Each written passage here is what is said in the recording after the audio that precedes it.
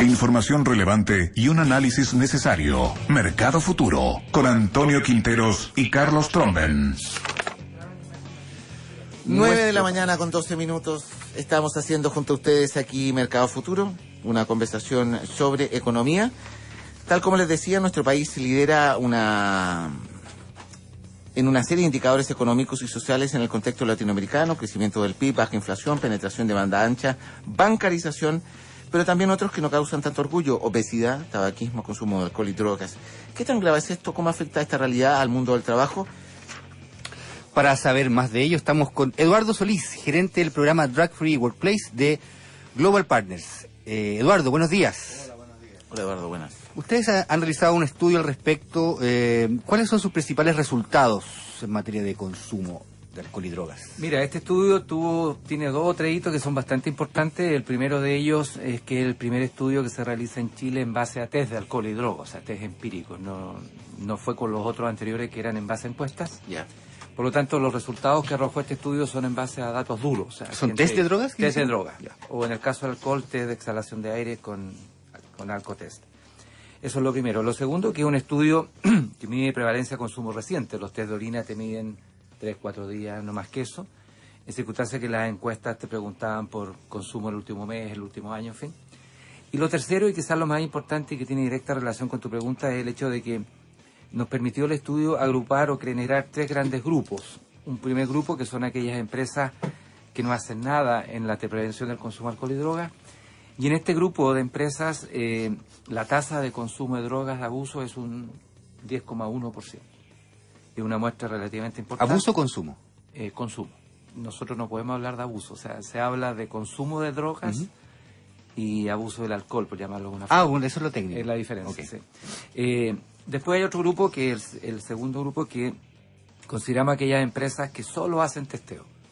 Muchas empresas hoy día hacen, previa a la contratación de un trabajador, le hacen un examen preocupacional, o algunas porque ya tienen algún tipo de política, en forma aleatoria, hacen un sorteo, eligen un grupo de trabajadores y con cierta frecuencia realizan un test de droga. En este grupo de empresas, la tasa de consumo de droga es un 5,8%. Y finalmente, el grupo de aquellas empresas que han implementado este programa, ya por un periodo de 2 años, 3 años, en que la tasa de consumo cae un 0,8%. O sea, de un 10,1%, que son aquellas empresas que no hacen nada, llevar a un 0,8% la tasa de consumo, yo creo que es un tremendo éxito en términos de resultados. O sea, en esta foto que ustedes toman, Eduardo, el consumo máximo de una empresa que no hace nada, digamos, que no se preocupa, es más o menos el 10%, del número de trabajadores que están en esa empresa. De la dotación. Por extensión, ustedes pueden hacer como información de contexto, a ver, en Chile más o menos, ¿esta es la realidad? Absolutamente. De hecho, para nosotros, siempre que trabajamos... Es para darle una dimensión a esto. Absolutamente. Siempre conversamos con las empresas, le hacemos ver que este es un número mágico, entre comillas, porque sí o sí la tasa de consumo es un 10%, lo cual hemos corroborado montones de veces después, una vez que el programa se implementa, que ya empiezan con los testeos. En algunas empresas hacemos estudio de línea base inicialmente para saber cuál es su realidad del problema. Y esto se hace en algunas de ellas a través de un test aleatorio y anónimo. Saber cuál es la situación de la empresa. Y el 10% aparece siempre. O sea, es absolutamente. ¿En qué sectores se da fundamentalmente los niveles más altos de consumo? Mira, la encuesta nos arrojó, el estudio nos arrojó que la tasa de consumo se da fundamentalmente en los distintos grupos, pero en general en las áreas de servicio, del orden de un 15%, manufactura y transporte. Transporte es de alrededor del 14%. O sea, el 14% de los positivos dan en el rubro de transporte, o sea, gente que maneja, que lleva personas, traslada carga, etcétera. O sea, y eso es lo peligroso, entre comillas. ¿Y eso qué se consume en el sector de transporte? En general, lejos la droga más consumida es la marihuana. Estamos hablando de una tasa de un 5,6, 6,4%, varía. Después viene la cocaína, del orden de un 1,5%. Después aparecen las benzodiazepinas, que son los tranquilizantes, pastillas para dormir, clonazepam, diazepam, alprazolam, etcétera, con un 2,4%. Y nos apareció, fíjate, algo que no es menor, que un 0,8% de consumo doble, o sea, cocaína y marihuana. Una persona da positivo a las 2 drogas. Uno se pregunta también cuáles son los motivadores de eso. No sé si ustedes lo han analizado, porque estoy viendo solamente como detalle de contexto. Opinión del mostrador dice: fracaso del sistema, 87% de empleados no están contentos con sus empleos. ¿Será que ¿nuestro modelo económico genera también incentivos al consumo? Yo creo que más que el modelo económico tenemos que hablar de una realidad personal. Sin lugar a duda, hay tres grandes factores que influyen en el consumo. Uno es la persona en sí misma, cuán feliz estoy yo conmigo mismo, con mi vida, con mi autoestima. Un segundo lugar es el entorno familiar y social que tiene esa persona, o sea, su señora, su familia, sus hijos, el barrio donde él vive, etcétera, sus amigos, en fin. Y el tercer grupo es el ámbito laboral.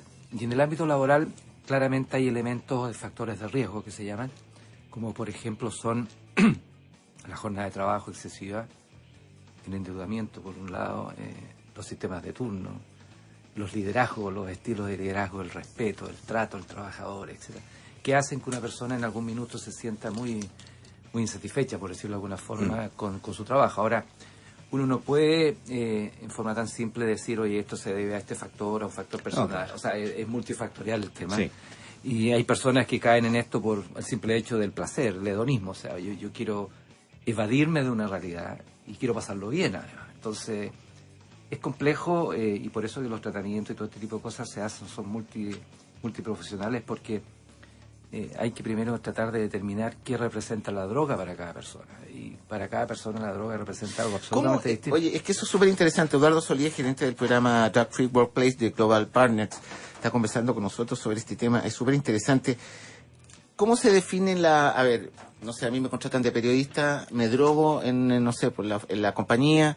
¿Cómo se diferencia mi rendimiento, mis capacidades versus esta decisión que yo tomo por lo que sea, digamos, ¿cierto?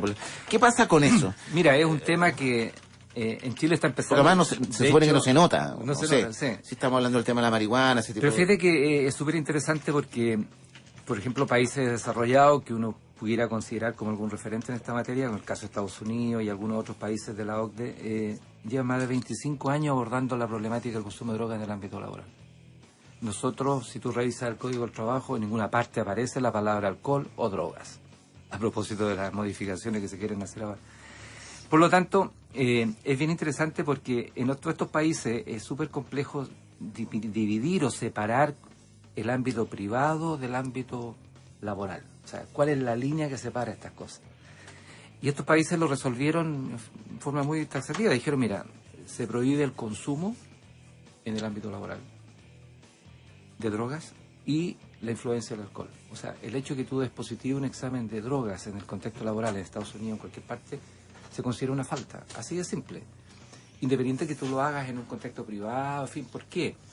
No es porque uno quiera emitir juicio de valor o meterse en la vida privada. El tema de fondo es que hay estudios en Chile que el 30% de los accidentes de trabajo y de trayecto dieron positivo alcohol y drogas. O sea, hay una tremenda correlación entre consumo o abuso del alcohol y las drogas y accidentabilidad.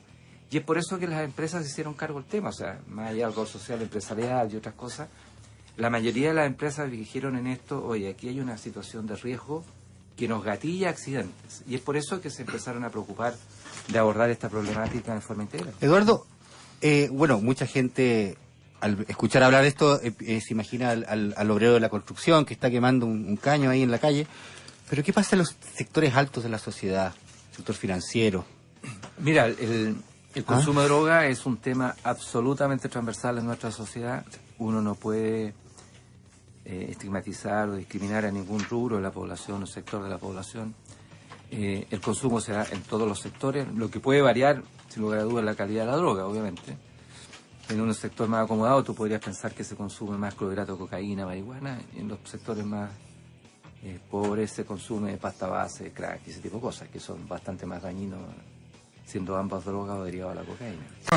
Mercado Futuro, una producción de Radio Futuro y revista América Economía. Son las 9:27 de la mañana aquí en Mercado Futuro. Estamos con Eduardo Solís, gerente del programa Drug Free Workplace de Global Partners, hablando de uso y abuso de drogas y alcohol en el lugar de trabajo. Eduardo, me voy a poner un poco abogado del diablo en esto. El uso de drogas y alcohol en el lugar de trabajo, independientemente de qué trabajo se desempeña, es algo que no cuadra, ¿no? Yo no puedo hacer clases de matemática bajo la influencia, más allá de si manejo cargas explosivas, material peligroso o conduzco un medio de transporte. No va, ¿sí? Pero lo que a mí no me cuadra mucho es esto de los test de drogas, porque no es muy violento en cuanto a la privacidad de las personas, y dado más encima de que un consumo de alcohol evidente, un estado de ebriedad, es tan visible que ¿para qué necesitamos el test? O un estado de drogadicción o un uso y abuso de drogas recreativas es tan visible que me basta a mí con echar al funcionario que incurre en esa conducta. ¿Para qué tengo que someter a testeos a toda la fuerza de trabajo? Claro, lo que pasa es que los test, la única gracia que tienen es ser un elemento disuasivo al consumo de alcohol y droga. ¿Perdón? Sí. Ser un elemento disuasivo. Disuasivo. Pero echarlo no es disuasivo, o sea, si el señor lo echan por alcoholizado. Es que normalmente las empresas, bueno, dependiendo de su política de alcohol y droga que ellos tengan definido, en algunos casos desvinculan y en otros casos amonestan una primera instancia, hay una opción de tratamiento, en fin, depende de cada situación en particular. Pero se ha comprobado que, y este estudio que les comentaba adelante lo ratifica, o sea, cuando tú solo haces testeo, tu tasa de consumo baja más de la mitad. Por lo tanto, que la gente se inhibe. En las empresas existen dos grandes grupos de trabajadores. Los que no consumen droga, que son un 90%, y los que consumen droga, que son un 10%.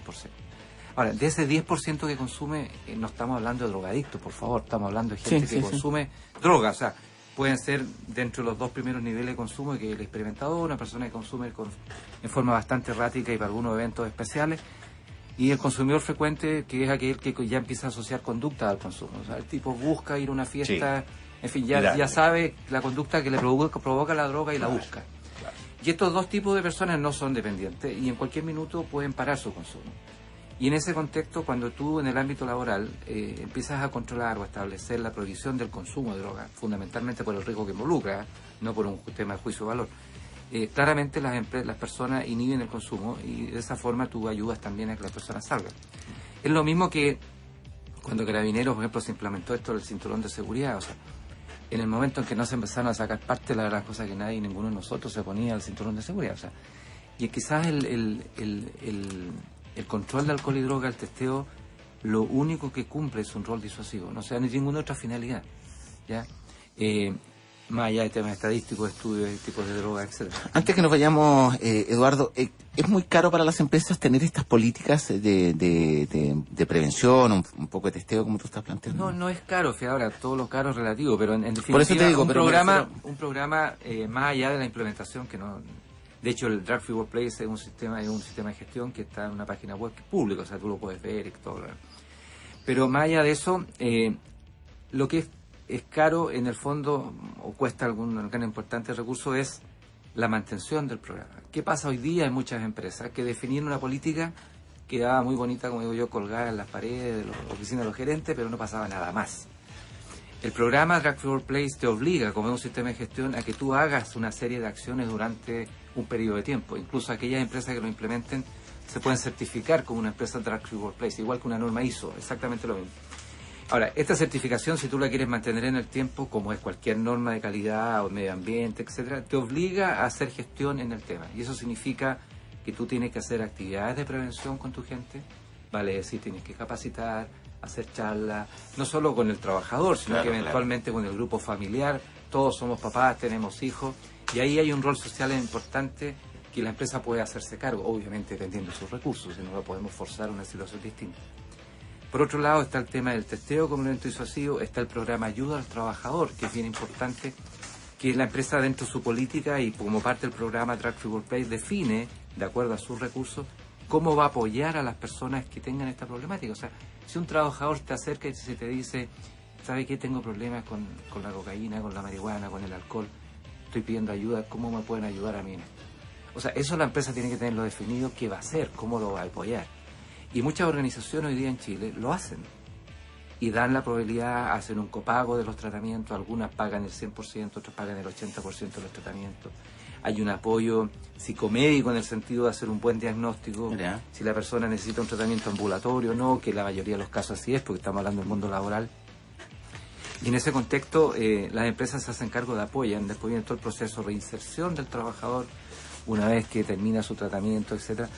Y yo diría que en general el programa, bueno, lo han implementado grandes y medianas empresas, estamos muy lejos de que las pymes lleguen a este nivel de gestión, pero por lo menos las grandes empresas están, yo diría, en una parada súper proactiva en términos de apoyar de verdad a los trabajadores, entendiendo sí porque lo más importante y el por qué se involucra en esto es el riesgo de accidente que hay detrás. Correcto. Entonces es complejo para una empresa porque tú me dices, por ejemplo, llevarlo a una situación extrema, un piloto de un avión, por ejemplo.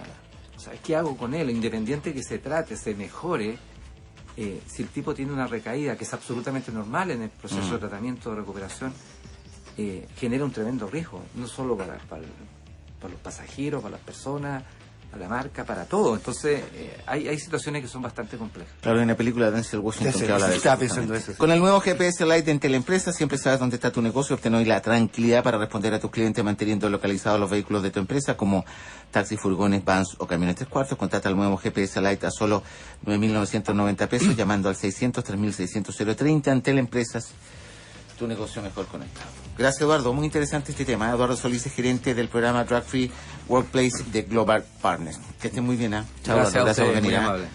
Y nos vemos. Carlillos, nos vemos mañana. Nos vemos mañana. Chao, chao.